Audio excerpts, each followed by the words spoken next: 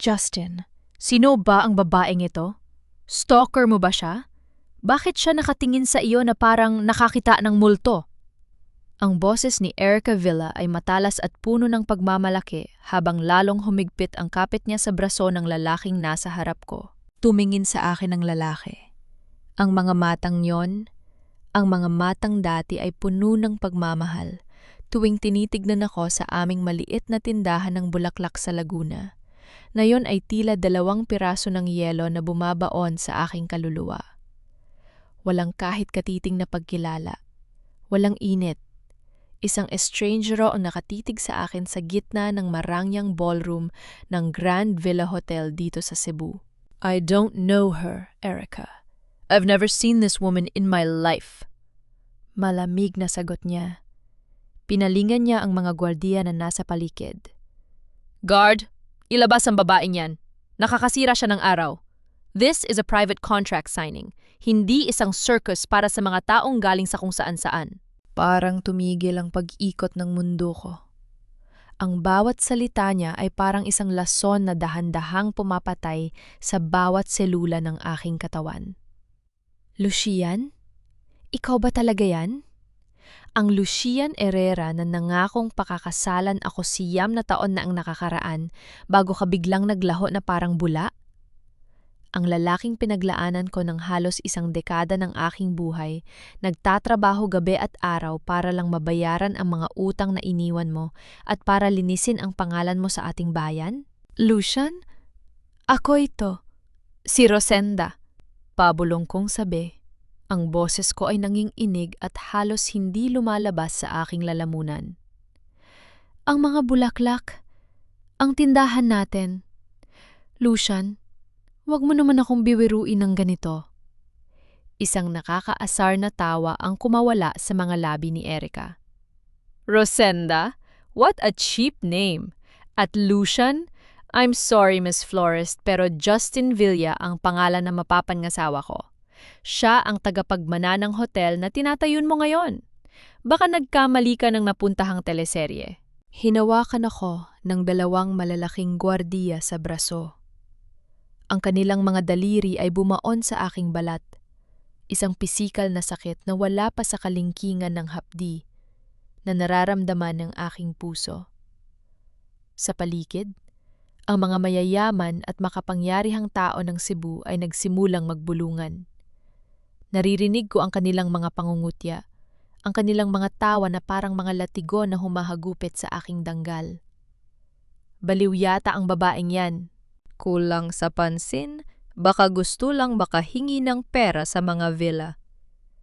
Kahiya-hiya. Tingnan mo ang suot, halatang hindi kabilang dito. Kinaladkad ako ng mga gwardiya palabas ng ballroom. Sinubukan kong kumawala. Sinubukan kong lumingon muli kay Lucian. Umaasang makikita ko kahit isang saglit ang dating siya.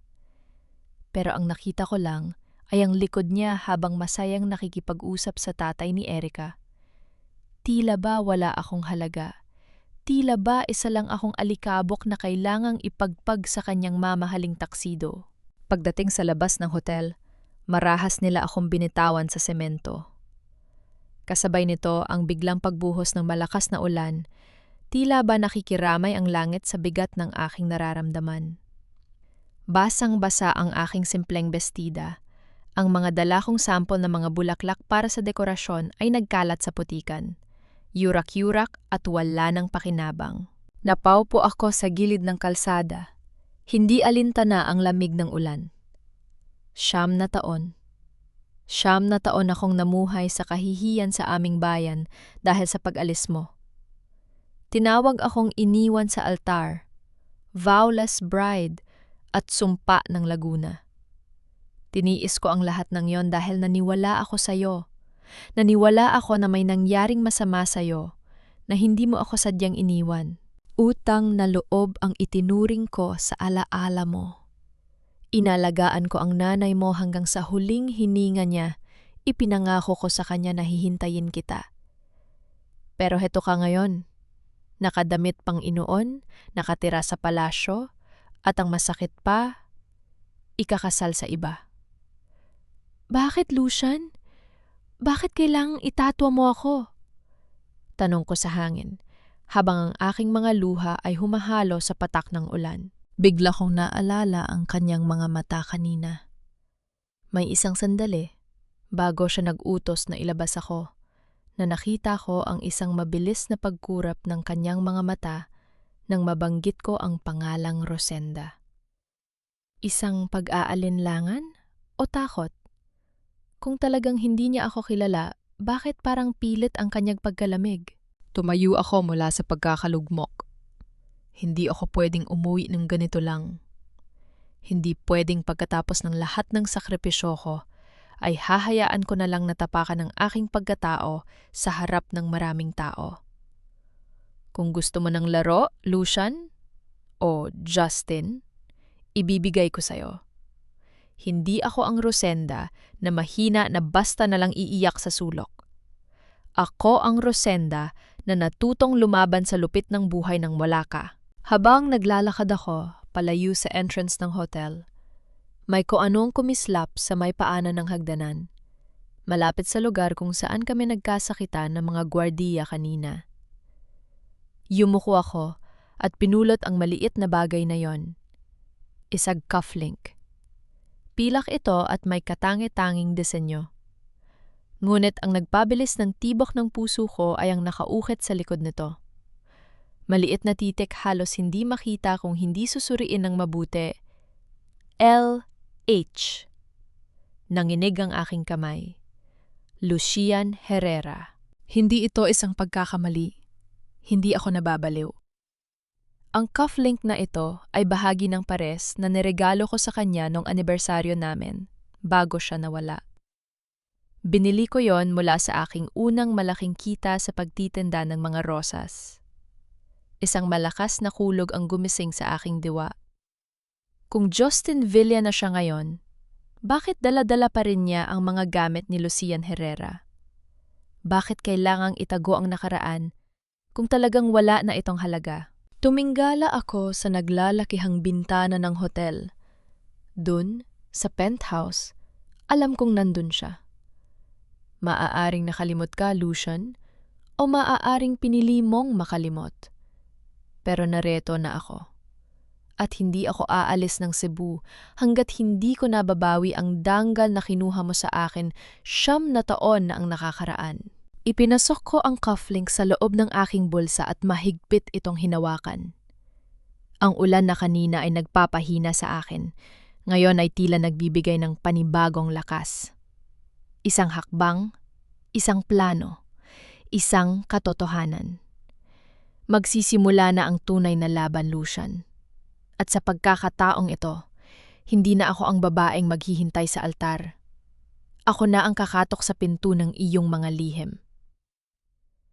Hindi ako pwedeng bumalik sa Laguna na talunan. Sa bawat patak ng ulan sa bubong ng tinutuluyan kong hamak na boarding house malapit sa Pantalan, naririnig ko ang pangungutya ng mga kapitbahay namin sa Laguna. Kung susuko ako ngayon, habang buhay na akong magiging iyong babaeng iniwan. Hinawakan ko ang pilak na cufflink sa aking palad. Ang ukit na LH ay tila nagbabaga, nagbibigay ng init sa aking nanlalamig na desisyon. Alam kong ikaw yan, Lucian. Kahit magpalit ka pa ng pangalan, kahit magsuot ka pa ng korona, ang kaluluwa mo ay nakatali sa akin. At aalamin ko kung bakit managawang itapon ng lahat.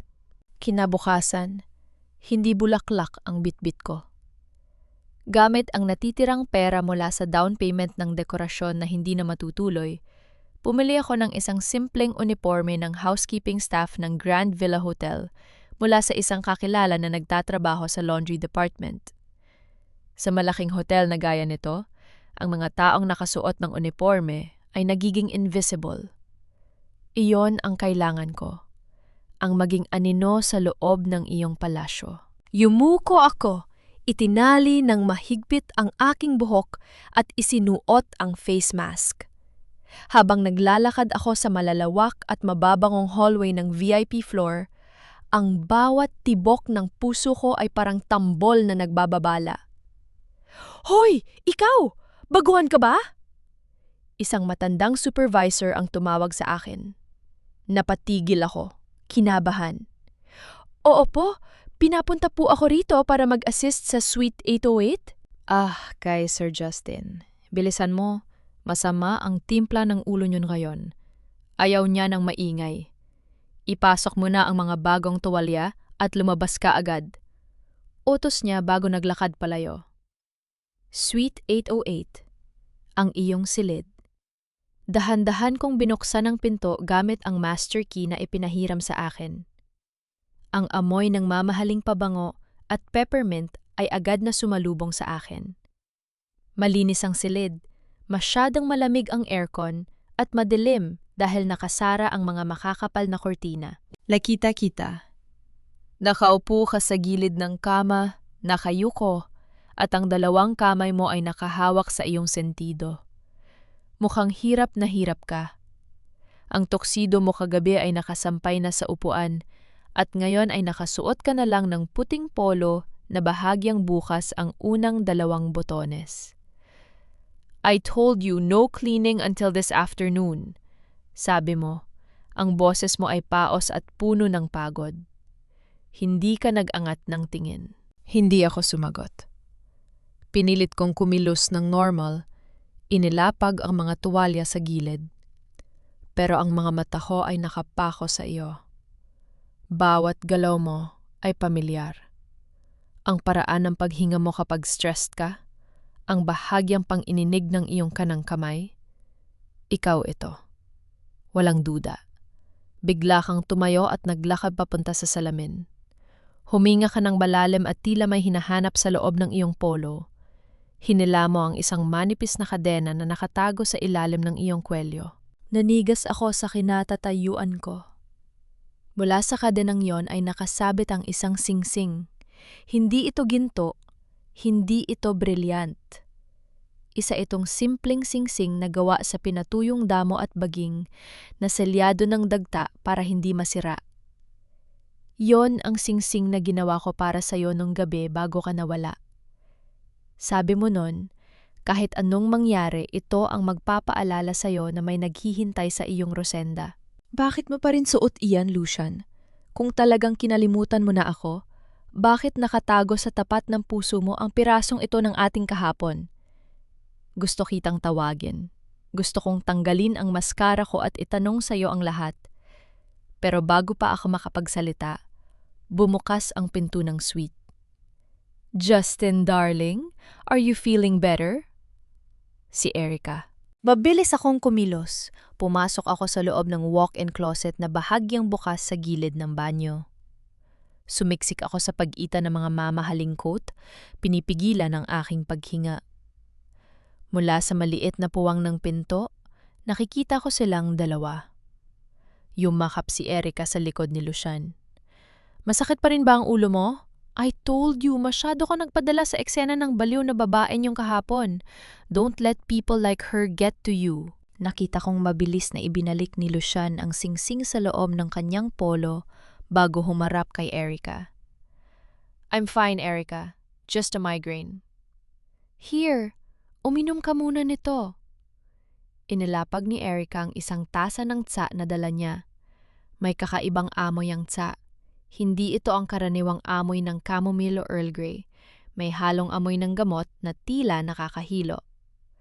Special blend ito ni Papa. It will help you forget those crazy dreams. Inumin mo lahat, okay? Hinawakan ni Erica ang mukha ni Lucia nang may pag-angkin. Remember, Justin, you are a villain now. Ang nakaraan mo bago ang accident ay wala ng halaga. Kami ang nagligtas sa'yo. Kami lang ang dapat mong pagkatiwalaan. I know, sagot ni Lucian, pero ang kanyang boses ay tila walang buhay, parang isang robot na sumusunod sa utos. Pinanood ko siyang inumin ang sa hanggang sa huling patak. At doon, sa dilim ng closet, isang kilabot ang gumapang sa aking balat. Ang paraan ng pagtingin ni Erica kay Lucian, hindi yon tingin ng isang babaeng nagmamahal.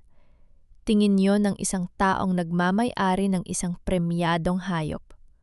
Accident? Crazy dreams? Habang dahan-dahan silang lumalabas ng silid para sa susunod nilang appointment, naiwan akong nanginginig sa loob ng closet. Hindi lang pala danggal ko ang kailangang bawiin. May kung anong ginagawa sila sa isipan mo, Lucian. Nilalason nila ang alaala mo para maging sunod-sunuran ka sa kanila. Lalabas na sana ako nang mapansin ko ang isang maliit na vial sa ibabaw ng side table na naiwan ni Erica. Mabilis ko itong kinuha. Walang label, pero may tira pang ilang patak ng kulay asul na likido. Hindi kita iiwan dito, Lucian. Bulong ko sa sarili habang mahigpit na hawak ang vial. Kung kailangang gibain ko ang buong hotel na ito para lang makuha ang katotohanan, gagawin ko. Pero bago ako makalabas ng Suite 808, narinig ko ang muling pag-ikot ng lock ng pinto. May bumalik. At sa pagkakataong ito, hindi ito ang malambing na boses ni Erica. Hanapin niyo ang housekeeping na pumasok dito kanina. Boses iyon ng isang lalaki, mababa at puno ng banta. Sabi ng supervisor, hindi pamilyar ang mukha niya. Huwag niyo siyang hahayaang makalabas ng hotel na dala ang kahit ano. Don Arnaldo. Ang tatay mo, Lucian. Napasandal ako sa pader, ang vial ay nasa loob na ng aking bulsa. Trapado ako. Nanigas ang buong katawan ko sa likod ng mga nakasampay na suit ni Lucian. Ang bawat yabag ng sapatos ni Don Arnaldo sa carpeted na sahig ng suite ay parang tulog ng martil, yun na nagpapako sa akin sa kaba.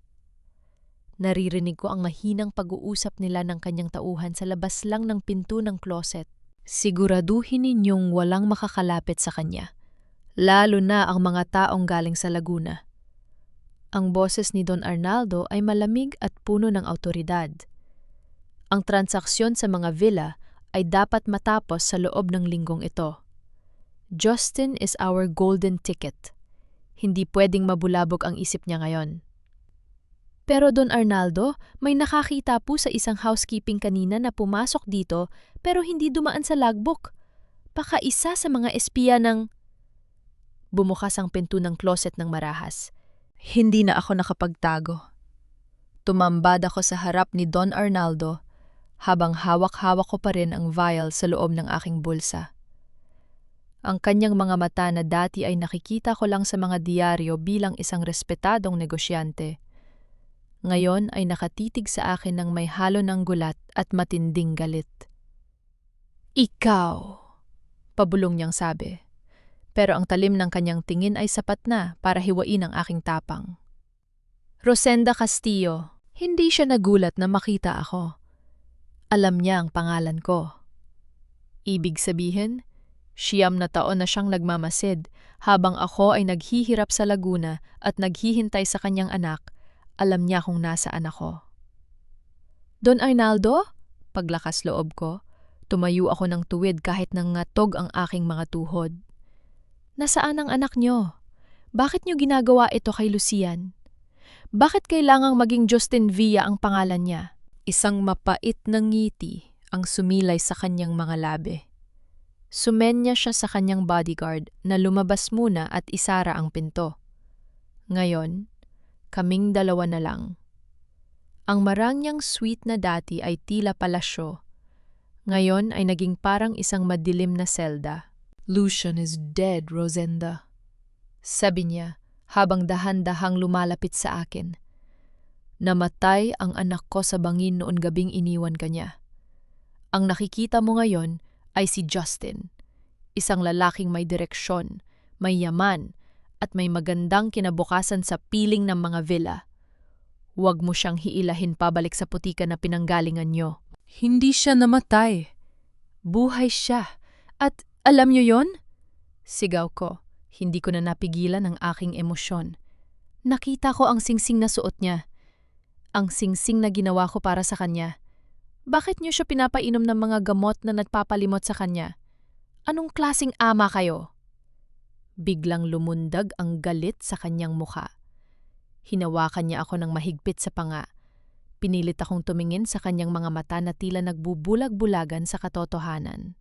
Makinig kang mabuti, babaeng hamak. Ang pag-ibig nyo ay isang malaking basura. Nung mawala si Lucian, ang kumpanya namin ay nasa bingit ng pagkasira. Ang pamilya Villa ang nagligtas sa amin. Ang kondisyon?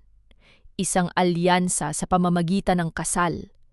Si Justin ang simbolo ng alyansang iyon. Kung sisirain mo ang isip niya ng mga kwento tungkol sa Laguna, sisirain mo ang lahat ng pinaghirapan ko.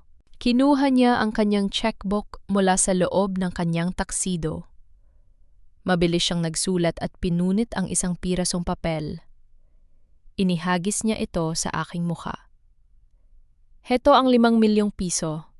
Kunin mo yan, bumalik ka sa Laguna at bumili ka ng lahat ng bulaklak na gusto mo. Pero wag na wag ka nang magpapakita sa kanya. Kapag nalaman kong lumapit ka pa, hindi lang ang tindahan mo ang mawawala. Sisiguraduhin kong pati ang nanay mo ay magbabayad sa katigasan ng ulo mo. Tumingin ako sa tsekeng nasa sahig. 5 milyon. Iyan ang halaga ng 9 na taon kong pagluha. Iyan ang halaga ng buhay ni Lucian na ninakaw nila. Dahan-dahan kong pinulot ang tseke. Nakita ko ang panandaliang pagkislap ng tagumpay sa mga mata ni Don Arnaldo. Akala niya, gaya ng ibang tao, ay masisilaw ako sa pera. Pero nagkakamali siya. Pinunit ko ang tseke sa harap niya. 1, 2, hanggang sa maging maliliit na piraso na parang mga konfeti na nalalaglag sa sahig. Hindi nabibili ang dangal ko, Don Arnaldo. At lalong hindi nabibili ang katotohanan. Sabi ko, ang boses ko ngayon ay mas matatag kaysa kanina. Maaaring nagawa niyo siyang gawing Justin Villa sa labas. Pero sa loob, ang puso niya ay kay Lucian pa rin. At gagawin ko ang lahat para magising siya. Lapastangan! Akmang sasampalin niya ako nang biglang tumunog ang telepono niya. Don Arnaldo, nandyan na po si Sir Justin. Paakyat na po sa suite. Boses ng bodyguard sa kabilang linya. Nagbago ang ekspresyon ng kanyang muka. Takot. Takot siyang makita kami ni Lucian na magkasama. Mabilis niyang tinawag ang kanyang mga tauhan. Ilabas ang babaeng ito! Gamitin niyo ang service elevator! Wag na wag siyang makikita ng kahit sino! Kinaladkad ako ng 2 lalaki palabas. Pero bago nila ako tuluyang mailabas sa suite, nakita ko ang anino ni Lucian sa dulo ng hallway. Mukha siyang pagod. Tila isang anino ng kanyang dating sarili. Habang pababa ako sa elevator, isang bagay lang ang tumatakbo sa isip ko. Don Arnaldo, Erica, at ang lahat ng taong nakapaligid kay Lucian, lahat sila ay mga kasabwat sa isang malaking krimen. Ang krimen ng pagpatay sa pagkatao ng isang lalaki para sa pera. Hindi na lang ito tungkol sa pag-ibig. Ito ay tungkol sa katarungan. Sa bawat pag-ikot ng elevator pababa, lalong tumitindi ang aking determinasyon. Don Arnaldo, akala nyo ay naitago nyo na ang lahat sa likod ng inyong yaman at kapangyarihan. Pero nakalimutan nyo ang isang bagay. Ang mga matang nagbubulag-bulagan ang pinakamadaling matisod sa oras na lumabas ang liwanag. At ako ang magdadala ng liwanag na iyon.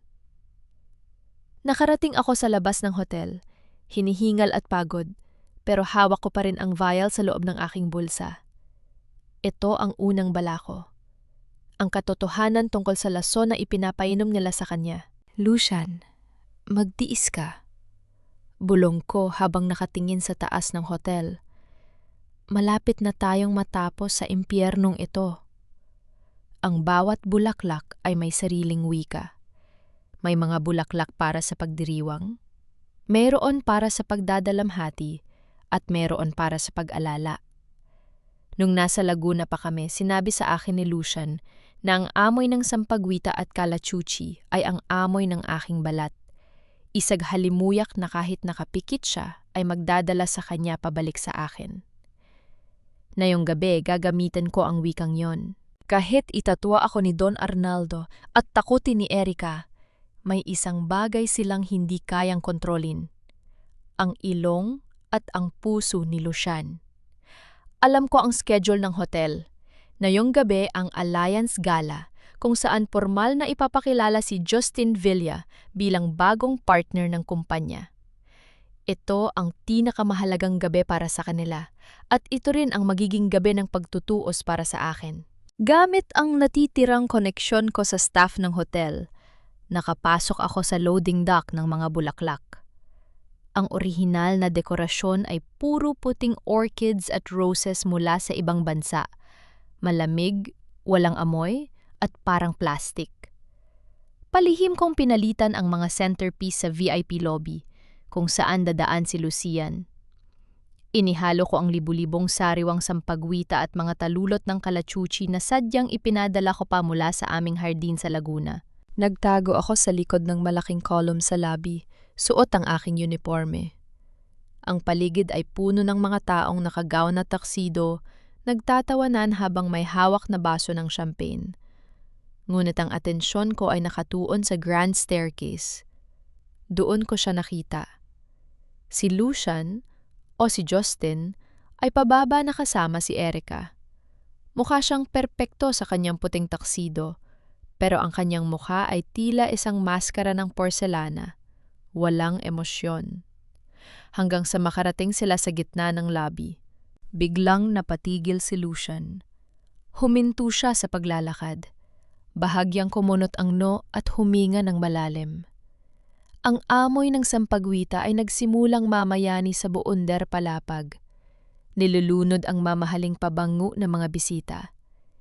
Ito ang amoy ng aming unang halik sa ilalim ng puno ng kalachuchi. Ito ang amoy ng mga gabi naming pangarap. Justin, what's wrong? Why did you stop? Tanong ni Erica. Ang boses niya ay bakas ang pagkairita. Hindi sumagot si Lucian.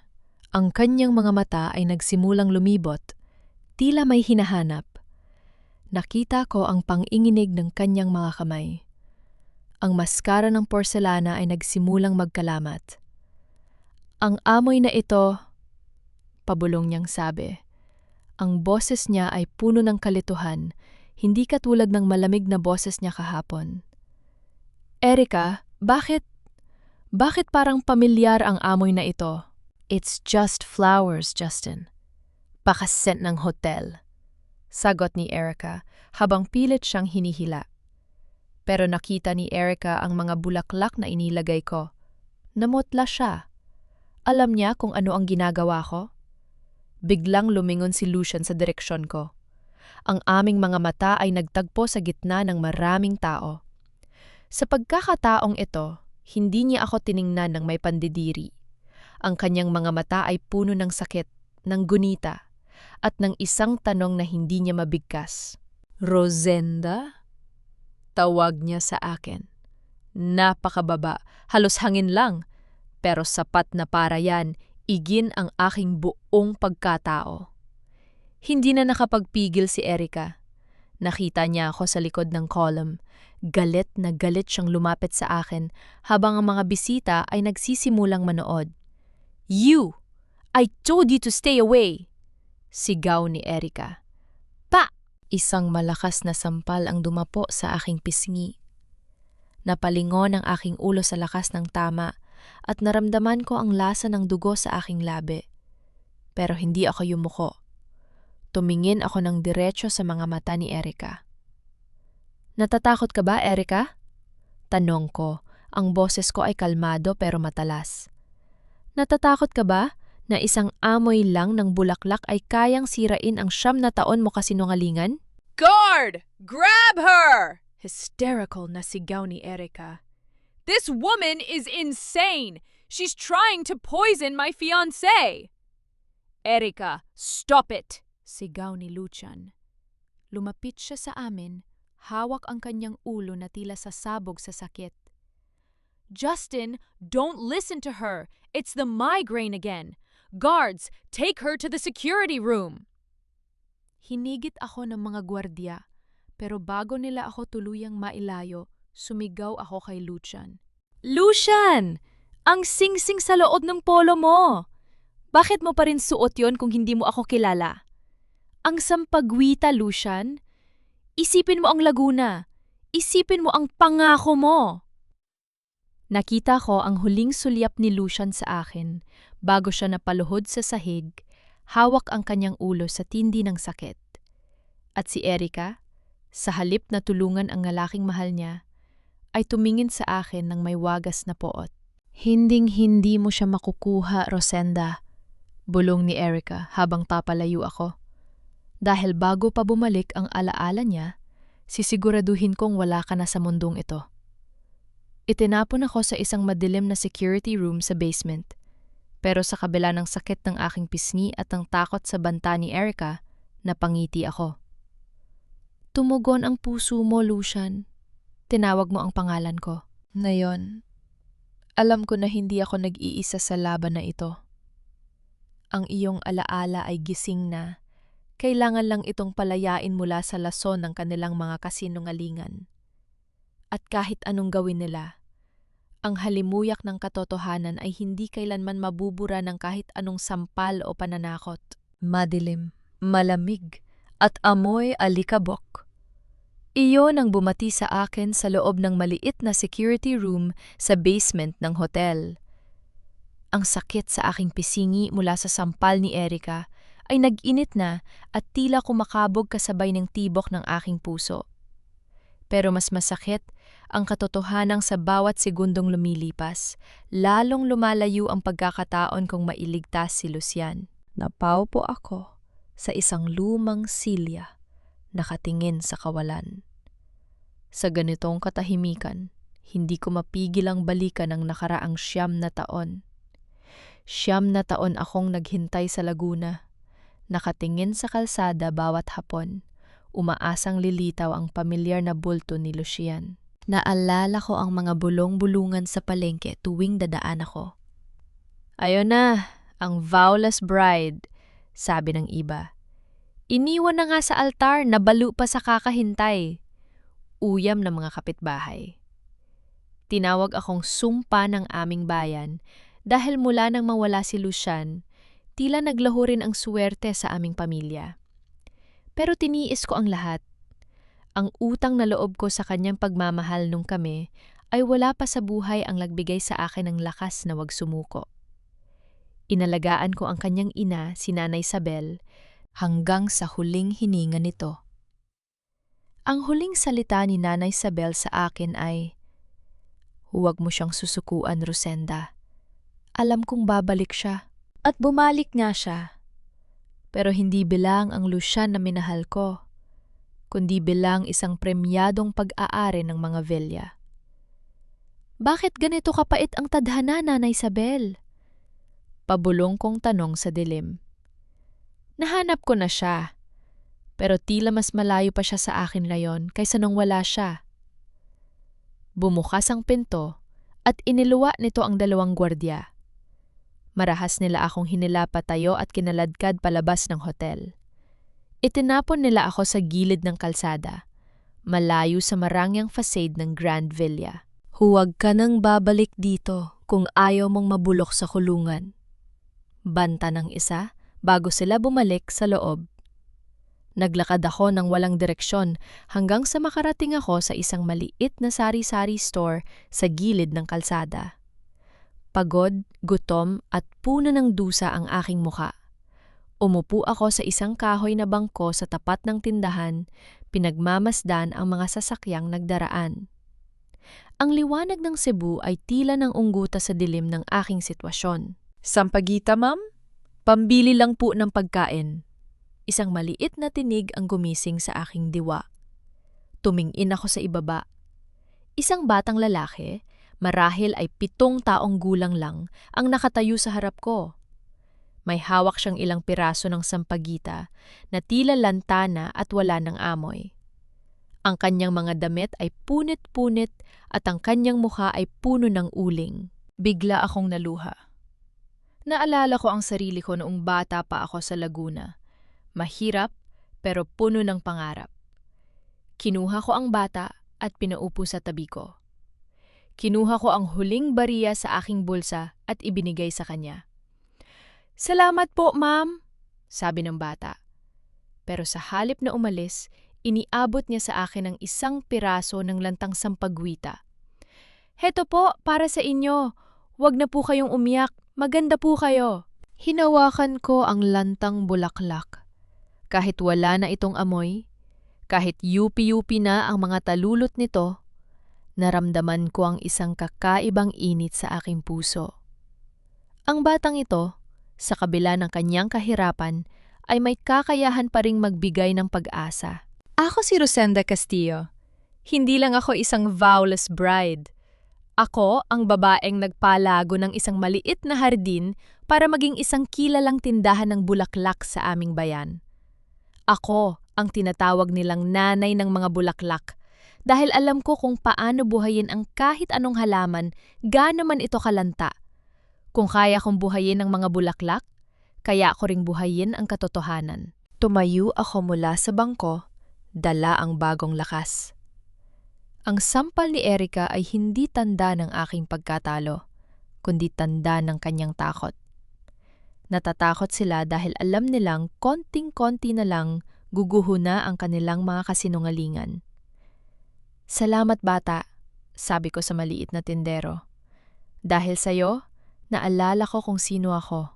Tuminggala ako sa langit. Ang bituin sa Cebu ay tila mas nagliliwanag na ngayon.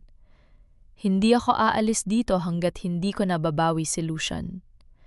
Hindi bilang isang obligasyon, kundi dahil kailangang malaman ng mundo na ang pag-ibig na tapat ay hindi kayang burahin ng pera, gamot o kahit anong sampal.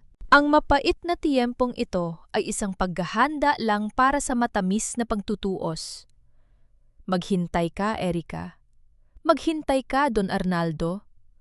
Ang Rosenda na tinapakan nyo ay ang Rosenda na gigiba sa inyong mga palasyo. Dahan-dahan akong naglakad pabalik sa tinutuluyan kong boarding house. May plano na ako. Kung ayaw nilang marinig ang boses ko sa harap ng maraming tao, dadaanin ko sila sa paraang hindi nila inaasahan. Dahil sa bawat lason, laging may lunas. At ang lunas para sa kasinungalingan ni Erica ay nasa loob mismo ng hotel na iyon. Hindi sapat ang amoy ng bulaklak para buuin ang durog na alaala ni Lucian. Kung talagang nilalason nila ang kanyang isipan, kailangan ko ng ebidensya, isang bagay na hindi kayang itanggi ni Don Arnaldo o suplahin ng kayabangan ni Erica. Ang maliit na vial na nakuha ko sa Suite 808 ay kailangan ng kasagutan. Madaling araw pa lang ay bumalik na ako sa bisinidad ng hotel. Sa pagkakataong ito, hindi ako nagsuot ng uniforme ng housekeeping. Alam ko mas mahigpit na ang seguridad sa mga palapag na mga kwarto. Pero may isang lugar na laging abala at madalas ay nakakaligtaan ng seguridad. Ang VIP kitchen sa basement, kung saan inihahanda ang mga espesyal na pagkain para sa mga nakatira sa penthouse. Ginamit ko ang aking kaalaman sa mga pasikot-sikot ng hotel mula sa mga nakaraang araw. Suot ang isang malaking jacket at sombrero, nakihalo ako sa mga taga-deliver na mga sariwang sangkap. Maingay, magulo, at puno ng usok na mga nilulutong pagkain. Doon, sa isang sulok, nakita ko ang isang pamilyar na bulto. Si Erica. Nagtago ako sa likod ng mga rack ng mga stainless na tray. Nakita ko si Erica na seryosong nakikipag-usap sa isang personal na kusinero. May inabot siyang isang maliit na lalagyan at nakita ko kung paano niya ito dahan-dahang ibinuhos sa isang porsela ng takur ng tsa. "Siguraduhin mong mainit ito pag akyat ni Justin," utos ni Erica. Ang boses niya ay walang bahid ng lambing. "At huwag mong kakalimutan, walang ibang pwedeng humawak ng tsang ito, kundi ikaw lang. Maliwanag?" "Opo, Ma'am Erica," sagot ng kusinero bago mabilis na kumilos. Nang umalis si Erica, narsatili ako sa aking pwesto. Hinintay kong mailipat ang tsa sa tray na dadalhin sa itaas. Sa isang sandali ng pagkakataon, nang lumingon ng kusinero para kumuha ng asukal, mabilis akong lumapit at kumuha ng isang maliit na bahai ng tsa gamit ang dropper na dala ko at inilagay ito sa isa pang vial. Mabilis akong lumabas ng kusina. Ang puso ko ay tumitibok ng mabilis na tila sa sabog. Hawak ko na ang lason na pumapatay sa alaala ng lalaking mahal ko. Agad akong nagtungo sa isang maliit na butika sa labas ng hotel kung saan nagtatrabaho ang isang kakilala ko mula sa Laguna, si Ben. Si Ben ay isang pharmacist na matagal na ring nakikibalita sa aking sitwasyon. Ben, kailangan kong malaman kung ano ang nasa loob nito. Hiningal kong sabi habang inilalapag ang vial sa counter. Buhay ang nakataya dito. Nagtaka si Ben pero nakita niya ang seryosong tingin sa aking mga mata. Sige, Rosenda. Sandali lang. Gagamit ako ng mabilisang chemical test dito sa lab sa likod. Maupo ka muna. Ang bawat minito ng paghihintay ay parang isang taon. Napatingin ako sa aking mga kamay na nanginginig pa rin. Naalala ko noong kami pa ni Lucian, tuwing masakit ang ulo niya dahil sa pagod sa trabaho, ipinagluluto ko lang siya ng simpleng salabat. Ang init ng luya at ang tamis ng asukal ay sapat na para gumaan ang pakiramdam niya. Iyon ang tanging gamot na alam ko. Pero ang mundong ginagalawan niya ngayon ay puno ng mga chemical na hindi ko maintindihan. Pagkalipas ng halos kalahating oras, lumabas si Ben. Maputla ang kanyang muka at hawak ang isang pirasong papel. Rosenda, saan mo nakuha ito? Tanong niya. Ang boses ay puno ng kaba. Bakit, Ben? Ano ang nahanap mo? Ito ay isang mataas na konsentrasyon ng scopolamine na hinaluan ng mga sedative na ginagamit sa mga pasyenteng may matinding trauma. Paliwanag ni Ben. Sa maliit na dosis, nakakatulong ito para kumalma ang isip. Pero sa ganito kalakas na dosis na paulit-ulit na ibinibiyay, nakakasira ito ng memorya. Nagiging sunod-sunuran ng pasyente dahil nawawala ang kanyang kakayahang mag-isip ng malinaw. Para siyang ginagawang puppet. Napaatras ako at napahawak sa counter. Halos hindi ako makahinga sa tindi ng galit na nararamdaman ko. Pinapatay nila ang isip niya, Ben. Pabulong kong sabi. Ang mga luha ko ay dahan-dahang pumatak. Kaya pala hindi niya ako matandaan. Kaya pala, tila wala siyang buhay kapag kasama niya si Erica. Hindi lang siya nakalimot. Sadyang binubura nila ang pagkatao niya. Rosenda, mapanganib ang ginagawa mo. Babala ni Ben. Ang mga taong gumagamit nito ay hindi titigil hanggat hindi nila nakukuha ang gusto nila. Maaring mamatay si Lucian kung bigla siyang ititigil sa gamot na ito, o maari siyang magkaroon ng permanenteng pinsala sa utak. Hindi ko hahayaang mangyari iyon, sabi ko habang pinapahira ng aking mga luha. Ngayong alam ko na ang ginagawa nila, hindi na ako basta-basta lalapit ng walang plano. Ipinapainom nila ito sa kanya tuwing umaga at bago matulog. Kung mapapalitan ko ang tsaang yon ng totoong tsaa, dahan-dahang liliwanag ang isip niya. Kinuha ko ang vial at ang resulta ng test. Ito na ang aking sandata. Hindi na lang ito hinala. Ito ay isang krimen na nangyayari sa loob ng pinakamarangyang hotel sa Cebu. Lumabas ako ng botika. Ang sikat ng araw ay tumatama sa aking mukha. Erica, Don Arnaldo, akala nyo ay mautak kayo? Akala nyo ay kaya nyong kontrolin ang tadhana gamit ang mga chemical na ito? Pero nakalimutan nyo na ang pinakamalakas na lunas sa mundo ay hindi matatagpuan sa kahit anong botika. Ang pag-ibig na marunong maghintay ay marunong ding lumaban. Dahan-dahan akong naglakad pabalik sa hotel. May plano na ako para sa susunod na hakbang. At sa pagkakataong ito, hindi lang ako basta florist na nagmamakaawa. Ako ang magiging aninong magpapalaya sa kaisipan ni Lucian Herrera. Pero bago ako makalayo, isang itim na sasakyan ang huminto sa aking tapat. Bumukas ang bintana at tumambad ang mukha ni Erica. Sa pagkakataong ito, wala siyang suot na maskara ng kabutihan.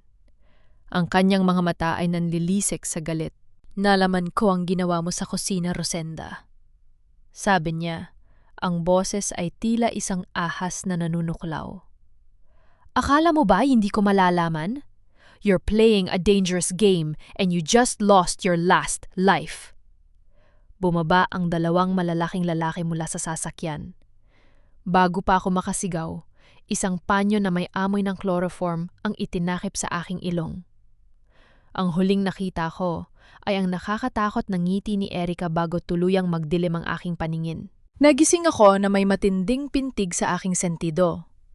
Madilim ang paligid at ang tanging liwanag ay nagmumula sa isang maliit na bintana sa itaas ng sementadong pader. Malamig ang sahig at nang subukan kong ikilos ang aking mga kamay, naramdaman ko ang magaspang na tali na nakapulupot sa aking mga pulso. Trapado ako sa isang lumang bodega, malayo sa ingay at kinang ng Grand Villa Hotel. Narinig ko ang tunog ng takong ng sapatos na tumatama sa semento. Ang tunog na iyon ay tila isang babala. Bumukas ang pintong bakal at iniluwan nito ang liwanag kasama ang bulto ng isang babaeng itinuturing na prinsesa ng Cebu, si Erica Villa. Nakagown pa rin siya, tila katatapos lang ng gala. Pero ang kanyang mukha ay wala ng bahid ng poise na ipinapakita niya sa harap ng mga kamera. Huminto siya sa harap ko, dahan-dahang tinanggal ang kanyang mamahaling gloves at tumingin sa akin ng may halo ng pandidiri at tagumpay. "You look pathetic, Rosenda." Panimyula niya. Ang boses niya ay malambing pero puno ng lason. "Tingnan mo ang sarili mo. Nakatali, marumi, at walang laban. Do you really think a small-town florist like you could outsmart a Vea?" Pinilit kong tumingin ng diretso sa kanyang mga mata, kahit nahihilo pa ako. "Kung wala akong laban, bakit kailangan mo pa akong kidnapin, Erica? Bakit kailangan mong gumamit ng dahas kung kampante ka na sayo na si Lucian?" Isang mapait na tawa ang kumawala sa kanya. Lumapit siya at hinawakan ang aking buhok ng marahas. Pinilit akong tumingala sa kanya. "Huwag mo siyang tawagin sa pang-alang yan. He is Justin. Justin Villa. Akin siya dahil ako ang nagdigtas sa kanya noong gabing iniwan siya ng sarili niyang ama para mamatay sa bangin. I spent millions to fix his face, to fix his life, and to give him a name that actually means something." "Niligtas mo siya? O ninakaw mo ang pagkakataon niyang maalala ang totoong siya?" Tanong ko, hindi pinapansin ang sakit sa aking anit.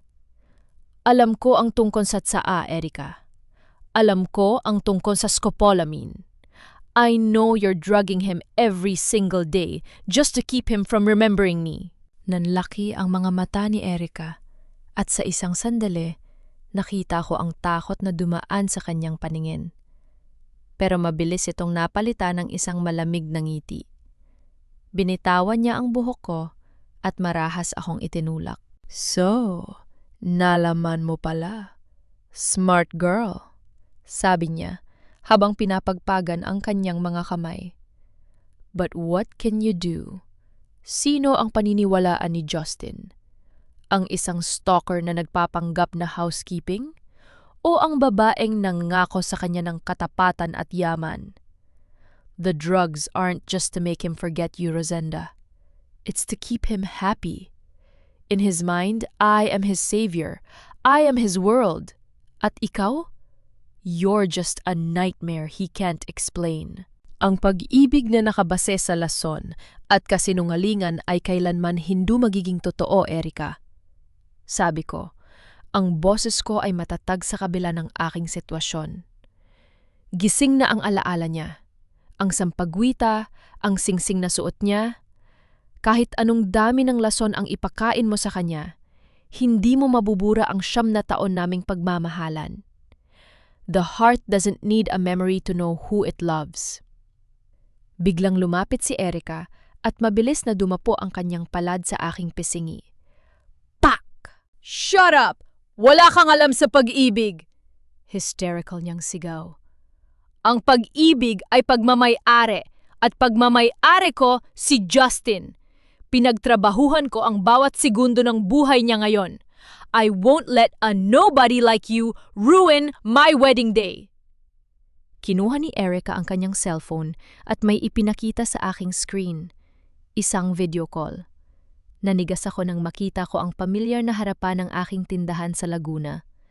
Nakatayo sa labas ang dalawang lalaking nakamaskara, may hawak na galon ng gasolina. Isang tawag ko lang, Rosenda. At magiging abo ang munti mong paraiso sa Laguna. Banta ni Erica. Ang kanyang boses ay tila isang ahas na nanunuklaw.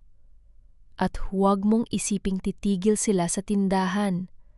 Ang nanay mo, she's old, right? Baka hindi niya kayang makalabas agad kapag nagsimula ang apoy? Hayok ka, Erica! Sigaw ko habang pilit kong kumakawala sa tali. Huwag mong idadamay ang nanay ko. Wala siyang kasalanan dito. Then stay away from Justin, sigaw ni Erica pabalik. Leave Cebu tonight. Kapag nakita pa kita sa paligid ng hotel o kahit anong malapit sa amin, sisiguraduhin kong sa sementeryo ang susunod na punta mo at ng pamilya mo. You have two choices. Leave and keep your family alive or stay and watch everything you love burn to the ground. Tumingin siya sa kanyang mamahaling relo. You have until dawn to decide. I'll have my men drop you off at the pier. Make sure you're on the first boat out of this island. Don't test me, Rosenda. I am a villa. I don't lose. Lumabas si Erica ng bodega at malakas na isinara ang pintong bakal. Naiwan ako mag-isa sa dilim, umiiyak hindi dahil sa takot para sa sarili ko, kundi dahil sa hapdi ng katotohanang nakataya ang buhay ng aking ina. Napatingala ako sa maliit na bintana. Ang buwan ay dahan-dahang lumulubog, hudyat na malapit na ang madaling araw. Kailanman ay hindi ko inakalang darating ang araw na kailangan kong mamili sa pagitan ng lalaking mahal ko at ng kaligtasan ng aking ina. Ang utang na loob ko kay nanay ay hindi mapapantayan, pero ang hustisya para kay Lucian ay tila sumisigaw sa aking puso. Anong gagawin ko, Lucian? Pabulong kong tanong habang ang mga luha ko ay pumapatak sa malamig na semento. Pero sa gitna ng aking pagdadalamhati, naramdaman ko ang isang matulis na bagay sa loob ng aking bulsa na hindi napansin ng mga tauhan ni Erica. Ang maliit na piraso ng basag na vial na nakuha ko kanina bago ako mawala ng malay. Dahan-dahan, sinimulan kong ikiskis ang matalim na salamin sa tali ng aking mga kamay. Hindi ako susuko. Kung aalis ako ng Cebu, aalis ako dala ang katotohanan. Erica, akala mo ay natalo mo na ako? Pero hindi mo alam na ang isang babaeng wala nang mawawala ang siyang pinakamapanganib na kaaway. Ang bawat kaskas ng matulis na salamin sa magaspang na tali ay parang kaskas sa aking sariling balat. Humahapdi ang aking mga pulso. Nararamdaman ko ang malagkit na dugo na dumadaloy sa aking mga daliri, pero hindi ako huminto. Ang boses ni Erica no nagbabantang susunigin ang aking buhay sa Laguna ang nagsilbing gasolina sa aking determinasyon. Sa wakas, naramdaman ko ang pagluwag ng tali. Sa isang huling hila, nakawala ang aking mga kamay. Mabilis kong kinalas ang tali sa aking mga paa. Hinihingal ako, nanginginig, pero kailangan kong kumilos. Sumilip ako sa siwang ng pintong bakal. Nakita ko ang dalawang tauhan ni Erica na naninigarilyo sa labas, kampante na wala akong takas. Pero ang mga bodegang ganito ay laging may lagusan para sa mga daga, at sa pagkakataong ito, ako ang dagang yon. Gumapang ako patungo sa likod, sa ilalim ng mga lumang kahon, hanggang sa makita ko ang isang maliit na ventilation hatch na bahagyang kinakalawang. Gamit ang lahat ng lakas na natitira sa akin, itinulak ko ang hatch. Lumabas ako sa madilim na eskinita. Ang malamig na hangin ng madaling araw ay tumama sa aking pawisang mukha. Malaya na ako, pero alam kong hindi pa tapos ang laban. Habang naglalakad ako sa gilid ng kalsada, nagtatago sa mga anino, biglang nag-vibrate ang cellphone sa loob ng aking bulsa. Isang hindi pamilyar na numero. Sinagot ko ito nang may halong kaba. Sino ito? Rosenda Castillo. Ang boses ay mababa, kalmado, at puno ng kapangyarihan. Si Don Arnaldo. Don Arnaldo? Pabulong kong sagot. Ang aking kamao ay nagtagumpay sa galit. Pagkatapos ng ginawa ni Erica, akala niyo ba ay matatakot niyo pa ako? Huminahong ka, Rosenda. Wala akong kinalaman sa ginawa ng batang yon, sabi ni Don Arnaldo. Tila ba wala siyang pakialam sa nangyari sa akin? Masyadong padalos-dalos si Erica. Gusto ko ng maayos na usapan. Isang negosasyon na hindi madadaan sa apoy o pananakot. Negosasyon? Pagkatapos niyo akong subukang bayaran at palayasin? Nagbago ang sitwasyon. Nakikita ko ang determinasyon mo at bilib ako sa tibay ng loob mo. Magkita tayo sa Villa's Private Greenhouse sa itaas ng hotel. Doon, ibibigay ko sa iyo ang lahat ng kailangan mo para makabalik sa Laguna ng may dangal. At ang kaligtasan ng nanay mo? Ako na ang gagarantiya niyan. Isang tawag ko lang, tatawad ang mga tauhan ni Erica. Isang bitag. Alam ko ang amoy ng bitag kahit nakapikit ako. Pero alam ko rin na ito na ang tanging pagkakataon ko para makuha ang katotohanan mula sa bibig mismo ng demonyo. Sige, pupunta ako, sabi ko. Pero huwag niyong asahan na susuko ako. Hihintayin kita, Rosenda. Huwag kang magtatagal. Nagtuon mo ako sa Grand Villa Hotel. Sa pagkakataong ito, hindi ako nagtago. Pumasok ako sa main entrance, dumidiretso sa elevator patungo sa rooftop kung nasaan ang greenhouse. Ang mga gwardiya ay tila nakatanggap na ng utos na hayaan akong makapasok. Pagbukas ng pinto ng greenhouse, sinalubong ako ng isang kakaibang tanawin. Libu-libong mga mamahaling bulaklak ang nakapaligid, pero ang amoy ay hindi halimuyak ng kalikasan. Amoy chemical ito, amoy ng mga pestisidyo at fertilizer na ginagamit para mapanatiling perpekto ang mga bulaklak kahit hindi na ito natural. Sa gitna ng greenhouse, nakatayo si Don Arnaldo, nakatalikod at nakatingin sa city lights ng Cebu. Nakarating ka rin, sabi niya nang hindi lumingon. Bago ako lumapit, dahan-dahan kong kinuha ang aking cellphone mula sa bulsa. Binuksan ko ang voice recorder at maingat itong isiningit sa loob ng aking bra, malapit sa aking dibdib. Ito ang aking huling alas. Nasaan si Lucian? Tanong ko habang dahan-dahang lumalapit. Humarap siya sa akin, may hawak na baso ng alak. Si Justin ay natutulog. Pagkatapos ng eksena mo kahapon, kailangan niya ng matinding pahinga. Rosenda, bakit mapilit mong binubuhay ang isang taong gusto ng mamatay? Hindi siya ang gustong mamatay, Don Arnaldo. Kayo ang pilit na pumapatay sa kanya. Sigaw ko. Bakit? Dahil ba sa pera? Dahil ba sa kumpanyang balak niyong isalba sa pamamagitan ng pagbebenta sa sarili niyong anak? Tumawa ng mahina si Don Arnaldo, isang tawang nakakapangilabot. Negosyo ito, Rosenda. 9 na taon na ang nakakaraan, ang kumpanya natin ay babagsak na. Si Lucian ang tanging may-ari ng mga shares mula sa nanay niya. Kung pinakasalan ka niya, mapupunta sa iyo ang kontrol. Hindi ko hahayaang mapunta ang pinaghirapan ko sa isang hamak na florist. Kaya ba nangyari ang aksident? Pabulong kong tanong, pilit kong pinapakalma ang aking boses para lalo siyang magsalita. Kayo ang gumawa niyon, hindi ba? Dahan-dahang lumapit si Don Arnaldo sa akin. Ang kanyang mga mata ay nanlilisik. Ang aksidente ay isang pagkakataon, isang paraan para ma-resetting ang lahat. Oo, pinutol ko ang brake ng sasakyan niya. Akala ko ay mamatay siya, pero nakaligtas ang matigas niyang ulo. Nang makita siya ng mga Villa, doon ko nakita ang bagong plano.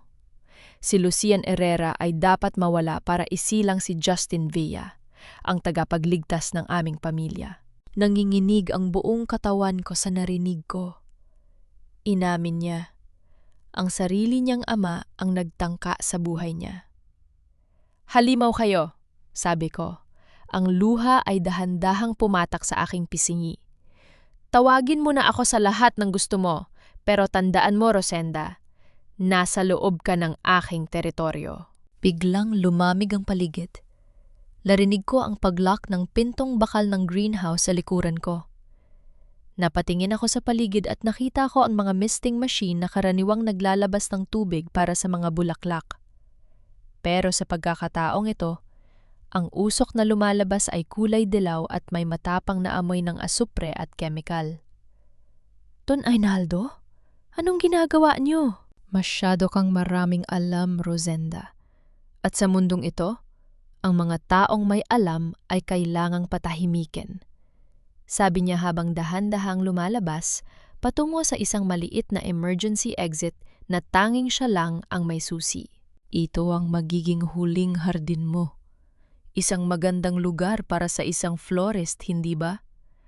Ang mga chemical na yan ay pampreserba ng bulaklak. Sa loob ng 10 minuto, hindi ka na makahinga. At walang makakaalam. Dahil para sa mundo, si Rosenda Castillo ay umalis na ng Cebu kagabi pa." Malakas na isinara ni Don Arnaldo ang exit. Naiwan akong mag-isa sa loob ng greenhouse na puno ng nakalalasong usok. Napahawak ako sa aking dibdib. Ang cellphone ko, naroroon pa rin ang record ng lahat ng inamin niya. Pero kung hindi ako makakalabas ng buhay, ang katotohanang ito ay mamamatay kasama ko. "Lucian, tulungan mo ako," pabulong kong sabi habang nagsisimula ng manghina ang aking mga tuhod at lumalabo ang aking paningin. Ang bawat hininga ay parang asidong pumapaso sa aking baga. Ang dilaw na usok sa loob ng greenhouse ay dahan-dahang lumalapot, tila isang kumunoy na pilit akong ibinabaon sa kamatayan. Napasandal ako sa malamig na pader na salamin, pilit na humahanap ng kahit maliit na siwang na may sariwang hangin, pero selyadong-selyado ang lugar na ito. Hindi ako pwedeng mamatay dito," pabulong kong sabi, pero ang sarili kong boses ay tila galing sa malayo. Naramdaman ko ang cellphone sa aking dibdib. Ang recording. Naroon ang pag-amin ni Don Arnaldo. Naroon ang katotohanan tungkol sa 9 na taon naming paghihirap ni Lucian. Kahit maging abo ako rito, kailangang mabuhay ang ebidensyang ito. Inalis ko ang cellphone sa aking loob at binalot ito ng aking panyo. Pilit na isiningit sa ilalim ng isang makapal na paso ng mga banyagang halaman na malayo sa misting machine. Napaluhod ako sa sahig. Ang mga bulaklak sa paligid, ang mga mamahaling bulaklak na pilit pinapanatiling buhay ng mga chemical na ito, ay tila nagtatawanan sa akin. Ganito rin ang ginawa nila kay Lucian. Pinanatili nilang maganda ang buhay niya sa labas, pero dahan-dahang nilalaso ng loob niya. Naalala ko ang mukha ni Nanay Sabel. Naalala ko ang pangako ko sa kanya. "Rosenda, huwag mong hahayaang mamatay ang alaala ng anak ko." "Patawad, Nanay. Patawad, Lucian." Pumatak ang aking luha, mainit sa aking nanlalamig na pisingi. Sa gitna ng aking lumalabong paningin, may nakita akong bulto sa labas ng salamin. Isang lalaking naglalakad sa hallway ng rooftop. Ang kanyang mga hakbang ay mabagal, tila nalilito. Lucian. Sa kabilang banda ng hotel, sa Suite 808, hindi ininom ni Lucian ang tsa na iniwan ni Erica kaninang gabi. Ibunuhos niya ito sa paso ng halaman dahil sa sobrang sakit ng kanyang ulo na tila may gustong kumawala. At sa unang pagkakataon sa loob ng maraming taon, naging malinaw ang kanyang paningin. Ang amoy ng sampagwita na iniwan ko sa lobby ay tila isang thread na humihila sa kanya patungo sa rooftop. Kinalampag ko ang salamin gamit ang natitirang lakas ng aking mga kamao. Bog! Bog! Bog! Lucian! Lucian, tulong! Sigaw ko. Pero walang boses na lumalabas. Ang tanging nagawa ko lang ay ang idikit ang aking palad sa salamin, dahan-dahang dumadaos-dos pababa habang nawawalan na ako ng malay. Napatigil ang lalaki sa labas. Lumingon siya. Sa ilalim ng liwanag ng buwan, nakita niya ang isang kamay sa likod ng malabong salamin ng greenhouse. Isang kamay na may sugat, marumi, pero pamilyar ang hugis ng mga daliri. "Sino yan?" tawag ni Lucian. Lumapit siya sa salamin. At doon, nakita niya ako. Nakita niya ang babaeng sininghalan niya. Ang babaeng itinaboy niya bilang stalker. Ngayon ay nakahandusay sa sahig habang nilalamon ng dilaw na usok. Rosenda? Ang pangalang yon ay parang isang kidlat na gumuhit sa kanyang utak. Isang imahe ng isang dalaga sa gitna ng hardin ng Laguna ang biglang lumitaw. Isang boses na tumatawag sa kanya sa ilalim ng puno ng kalachuchi. "Rosenda!" sigaw ni Lucian. Sinubukan niyang buksan ang pinto, pero nakalock ito. Mabilis niyang kinuha ang isang metal na upuan sa labas at buong lakas na isinalya sa makapal na salamin. Crash! Hindi nabasag ang salamin sa unang pagkakataon. Lalo akong nanghina. Ang usok ay tila sumasakal na sa aking lalamunan. Lucian? Ang huli kong naisip bago tuluyang magdilim ang lahat. Sa labas, tila nagwawala na si Lucian. Ang bawat hampas niya sa salamin ay kasabay ng pagbabalik ng mga alaala. Ang aksidente sa bangin, ang boses ng kanyang ama na nagsasabing, "Hayaan niyo na siya, patay na yan." Ang mukha ni Erica na nakangiti habang binibigyan siya ng tsa. "Hindi!" sigaw ni Lucian. Sa isang huling matinding hampas, nabasag ang salamin. Ang sariwang hangin ay pumasok sa loob. Itinaboy ang nakalalasong usok. Mabilis na lumundag si Lucian sa loob.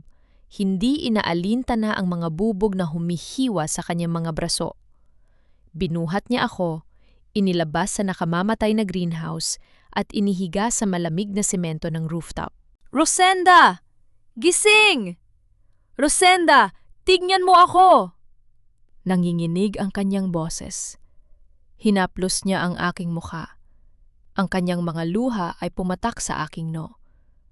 "Mahal ko, ako ito, si Lucian. Naalala ko na ang lahat." Dahan-dahan kong iminulat ang aking mga mata. Ang unang nakita ko ay ang mga mata ni Lucian. Hindi na ang malamig na mata ni Justin Villa, kundi ang mga matang puno ng pagmamahal na hinintay ko ng 9 na taon. "Lucian? Ikaw ba talaga yan?" "Oh, Rosenda, ako ito. Patawarin mo ako. Patawarin mo ako sa lahat ng sakit na ibinigay ko sa iyo." Hagulgol niya habang mahigpit akong niyayakap.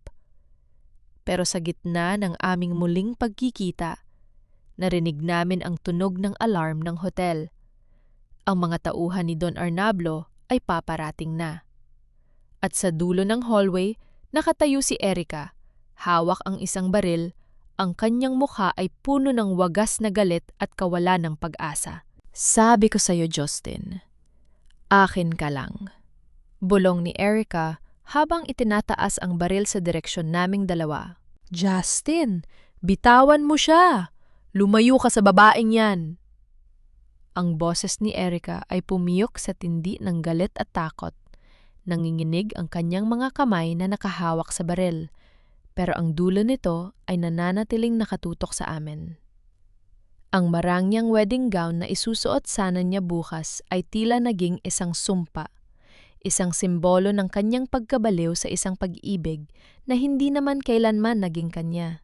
Humarap si Lucian sa kanya. Dahan-dahan siyang tumayo habang ang isang kamay niya ay protektadong nakahawak pa rin sa aking balikat. Ang kanyang mga mata ay hindi nakakikitaan ng kalituhan.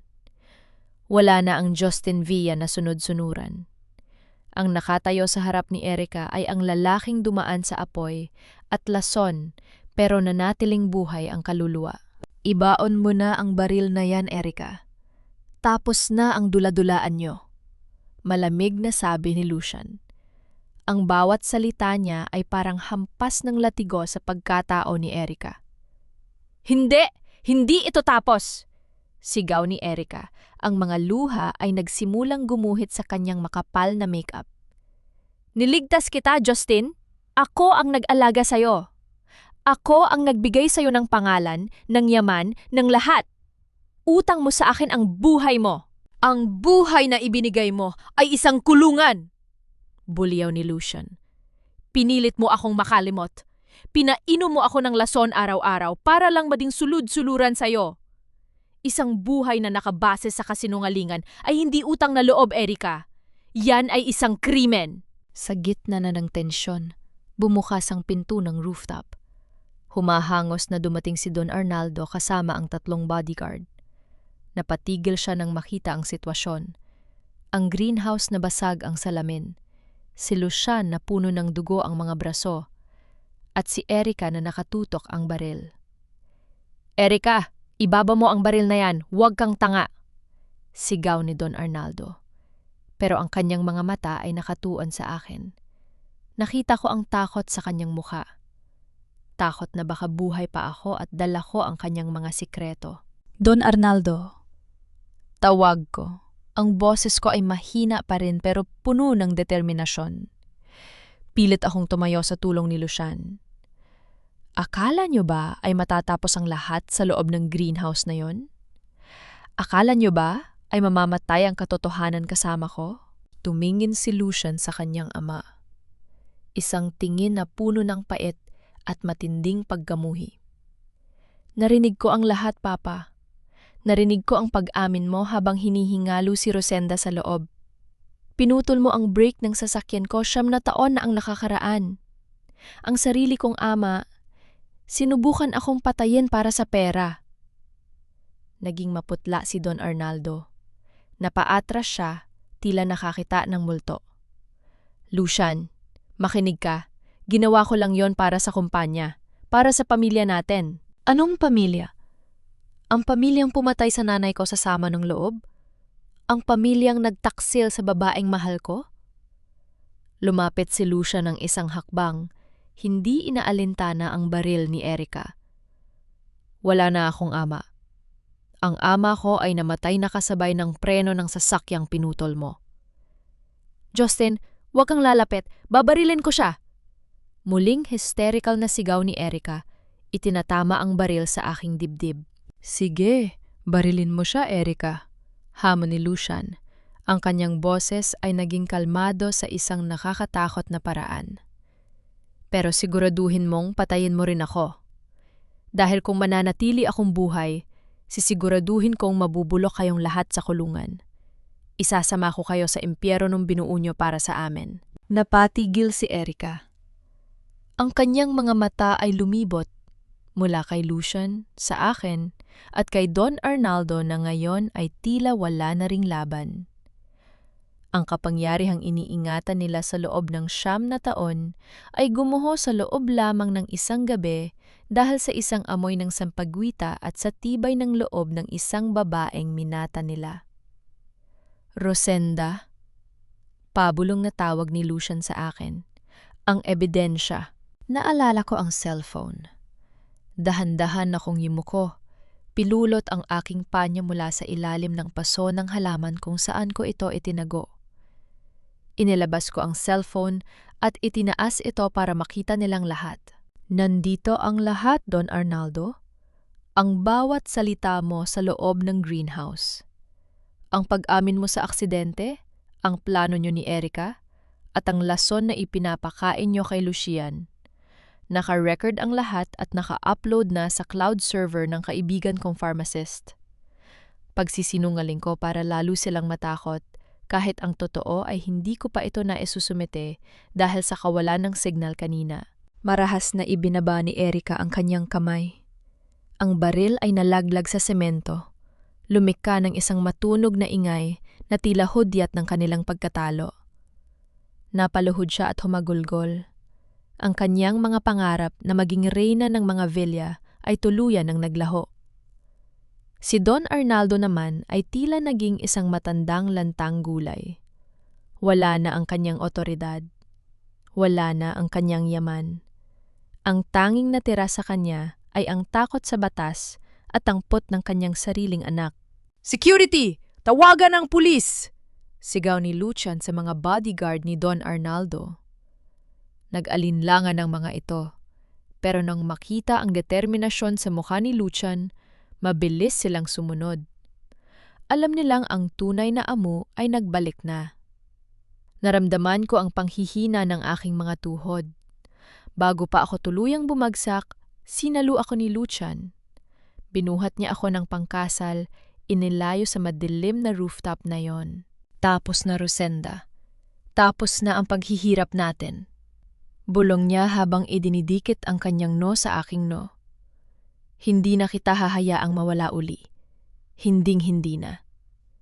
Habang pababa kami ng elevator, narinig ko ang mga sirena ng pulis sa ibaba ng hotel. Bukas, ang balita sa buong Cebu at Laguna ay hindi tungkol sa isang marangyang kasal. Ito ay tungkol sa isang malaking iskandalo, tungkol sa katotohanang lumitaw mula sa mga anino. Pero para sa akin, hindi yon ang mahalaga. Ang mahalaga ay ang init ng bisig ni Lucian at ang katotohanang sa wakas, pagkatapos ng 9 na taon, ay malaya na kaming magmahalan ng walang lason, walang takot, at walang kasinungalingan. Tumingin ako kay Lucian at sa unang pagkakataon, nakita ko ang liwanag sa kanyang mga mata. Ang liwanag na magdadala sa amin pabalik sa Laguna, sa ating munting harden, kung saan ang mga bulaklak ay hindi na kailangan ng chemical para mabuhay. Nagliliwanag na ang kalangitan ng Cebu, ngunit hindi ito ang pamilyar na sikat ng araw na nakasanayan ng lungsod. Ang bawat pahayagan, bawat balita sa telebisyon at bawat post sa social media ay iisa lang ang paksa. Ang pagbagsak ng mga Villa at ang muling pagkabuhay ni Lucian Herrera. Ang wedding of the century ay naging scandal of the decade. 3 araw na ang nakalipas mula ng gabing yon sa rooftop. Kasalukuyan akong nakaupo sa isang tahimik na garden sa loob ng isang pribadong ospital.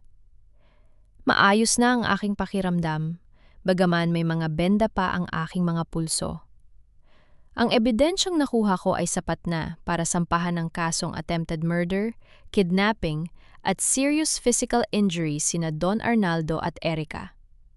Kasalukuyan silang nasa ilalim ng kustudya ng mga otoridad at ang kanilang yaman ay hindi sapat para takasan ang galit ng publiko. Narinig ko ang mahinang yabag sa damuhan. Hindi ko na kailangang lumingon para malaman kung sino ito. Ang tibok ng puso ko ang nagsasabi sa akin.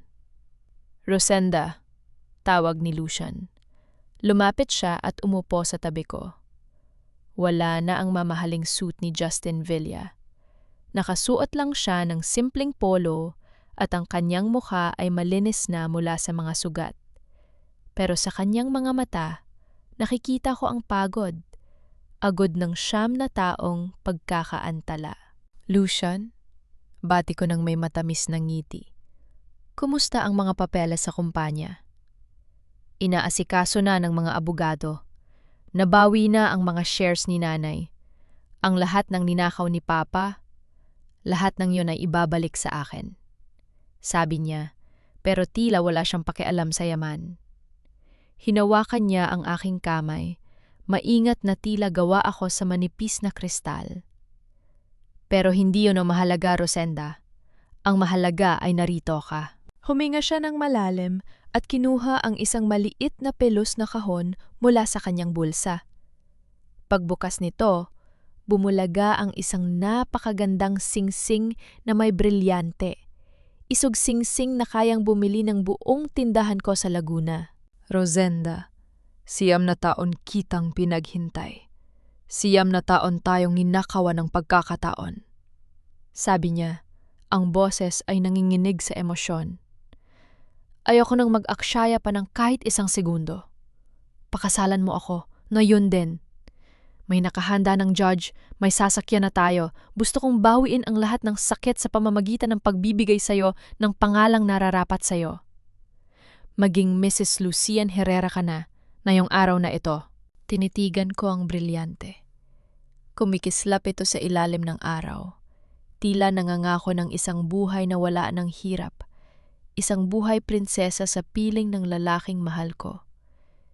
Ito ang pangarap ko nung 23 anyos pa lang ako. Ito ang dahilan kung bakit ako nagtiis ng 9 na taon. Pero dahan-dahan kong itinulak ang kanyang kamay pabalik. Isinara ko ang kahon ng singsing. Hindi, Lucian. Pabulong kong sabi. Nagulat siya. Ang pag-asang nakita ko sa kanyang mga mata ay napalitan ng kalituhan. Bakit, Rosenda? Hindi mo na ba ako mahal? Dahil ba ito sa nagawa ko noong wala akong alaala? Mahal kita, Lucian. Higit pa sa buhay ko. Sagot ko habang hinahaplos ang kanyang pisngi. Pero ang Rosenda na iniwan mo, 9 na taon na ang nakakaraan ay patay na. Ang babaeng nakatayo sa harap mo ngayon ay isang babaeng binuo ang sarili mula sa abo. Natuto akong mabuhay nang wala ka. Natuto akong lumaban para sa dangal ko ng mag-isa. Tumayo ako at tumingin sa malayo. Ang inaalok mo sa akin ay isang paraan para ayusin ang nakaraan. Pero Lucian, hindi tayo pwedeng bumalik sa dati na parang walang nangyari. Ang daming nawala. Ang daming nagbago. Ikaw mismo, hindi mo pa kilala ang sarili mo nang walang lason ni Erica. Kailangan mo munang mahanap si Lucian Herrera bago mo pakasalan ang Rosenda Castillo na ito. Anong ibig mong sabihin? Tanong niya. Tumayo rin siya at humarap sa akin. Babalik ako sa Laguna, Lucian. Mag-isa. Sabi ko nang may katatagan.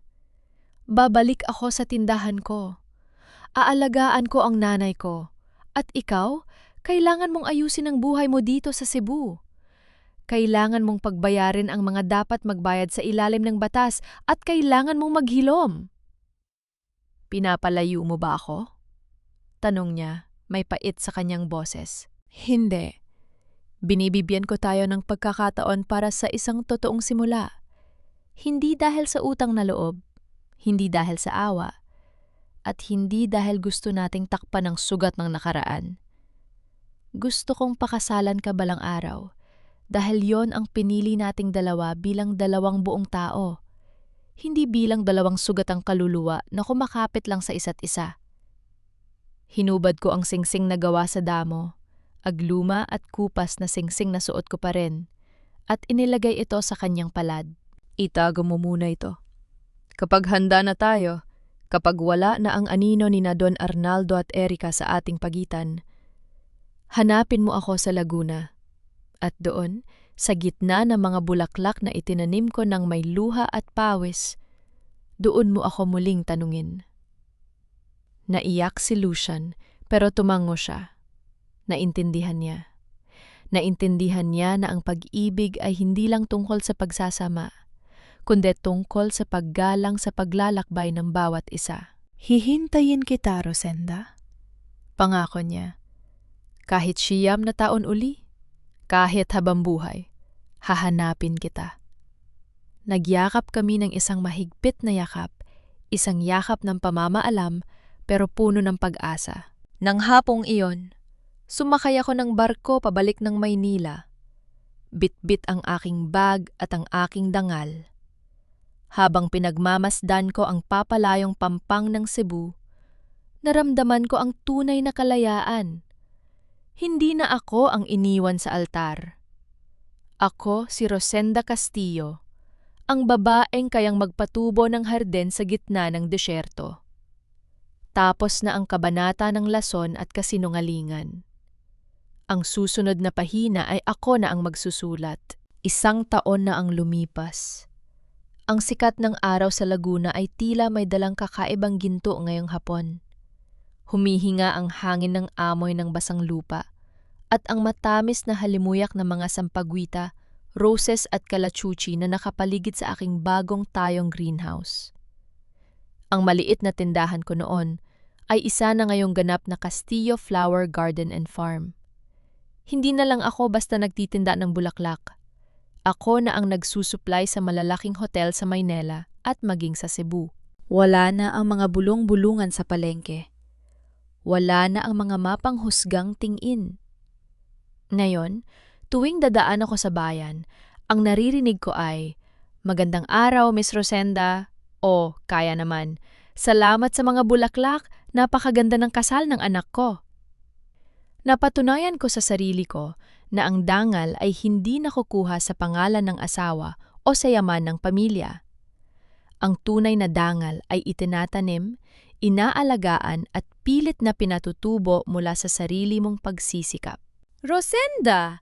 Ang gaganda ng mga pinitas nating rosas ngayon, tiyak na matutuwa ang mga suki natin. Masayang tawag ni nanay mula sa beranda ng aming bagong bahay. Masigla na siya. Malayo sa matandang sakitin at puno ng dusa noong nakaraan taon. "Opo, Nay. Susunod na po ako. Tatapusin ko lang itong pag-aayos sa mga seedlings." Sagot ko ng may ngiti. Habang nagdidilig ako, narinig ko ang paghinto ng isang sasakyan sa tapat ng aming tarangkahan. Hindi ito ang maranyang itim na kotse na madalas ko makita sa Cebu. Isa itong simpleng pickup truck, kulay asul at medyo may alikabok pa mula sa mahabang biyahe. Bumukas ang pinto ng sasakyan at lumabas ang isang lalaki. Nakasuot siya ng simpleng puting t-shirt, maong at tsinelas. Wala siyang dalang mga bodyguard, wala siyang suot na mamahaling relo. Pero ang kanyang tindig ay puno ng kapayapaan na matagal na niyang hinahanap. Si Lucian. Nabitawan ko ang pandilig. Parang tumigil ang oras habang dahan-dahan siyang naglalakad papasok sa aking harden. Huminto siya sa harap ko. Ang kanyang mga mata ay nagnaningning sa ilalim ng hapon na araw, mga matang malinaw, tapat at puno ng buhay. "Rosenda." Ang kanyang boses ay tila musika na nagpapakalma sa aking kaluluwa. "Lucian, anong ginagawa mo rito?" Tanong ko, kahit alam ko na ang sagot. 1 taon na, Rosenda. 1 taon kong inayos ang lahat. Ang kumpanya ay maayos na ang pamamalakad at ang mga taong nagkasala ay nasa likod na ng mga rehas. Panimula niya. Ang tinutukoy niya ay ang kanyang ama na nahatulan na ng habambuhay na pagkabilanggo at si Erica na kasalukuyang sumasailalim sa rehabilitasyon. Pero higit sa lahat, nahanap ko na ang sarili ko. Hindi na ako si Justin Villa. Ako na uli si Lucian Herrera, ang lalaking lumaki sa putikan pero natutong magmahal ng tapat. Inabot niya ang kanyang kamay sa akin. Sa kanyang palad, nakita ko ang lumang singsing na gawa sa damo at baging. Ang singsing na ibinalik ko sa kanya sa Cebu. Pero sa tabi nito, may isa pang singsing. Isang simpleng gintong banda, walang malaking brilyante, pero may ukit sa loob na dangal at pag-ibig. Rosenda, narito ako hindi para ayusin ang nakaraan. Narito ako para hilingin ang iyong hinaharap. Sabi niya habang dahan-dahang lumuluhod sa harap ko sa gitna ng aking mga bulaklak. Hindi na ako ang lalaking kailangang iligtas. Narito ako bilang lalaking gustong makasama ka sa bawat pantatanim at pag-aani ng ating buhay. Rosenda Castillo, sa pagkakataong ito, sa harap ng Diyos at ng iyong hardin, papayag ka bang maging asawa ko? Naramdaman ko ang init ng luha sa aking mga mata. Hindi ito luha ng sakit o uyam. Luha ito ng kaganapan. Tumingin ako kay nanay sa malayo at nakita ko siyang tumatango habang nakangiti ng maluwag. Inabot ko ang aking kamay kay Lucian. Oo, Lucian. Sa pagkakataong ito, handa na ako. Isinuot niya ang singsing sa aking daliri. Tumayo siya at mahigpit akong niyakap. Sa aming paligid, ang mga sampagita ay tila lalong bumango, sumasabay sa hangin nagdadala ng balita ng aming tagumpay. Ang amoy ng pagtataksil ay tuluyan ng napalitan ng halimuyak ng pag-asa. Hindi lahat ng kwento ng pag-ibig ay natatapos sa isang marangyang kasal sa simbahan. Ang sa amin ay nagsisimula sa isang simpleng harden kung saan ang mga sugat ng kahapon ay nagsilbing pataba para sa mas matibay na bukas. Sa wakas, pagkatapos ng 9 na taon at isang mahabang paglalakbay sa dilim, ang vowless bride ay nahanap na ang kanyang boses. At ang lalaking nawala sa lason ay nahanap na ang kanyang lunas. Magkasama naming pinagmasdan ang paglubog ng araw sa Laguna. Alam namin na bukas may mga bagong bulaklak na mamumukadkad. At sa bawat talulot na bubukas, naroon ang aming sumpa. Na ang tunay na pag-ibig, gaya ng isang matibay na halaman, ay laging hahanap ng paraan para sumikat sa liwanag.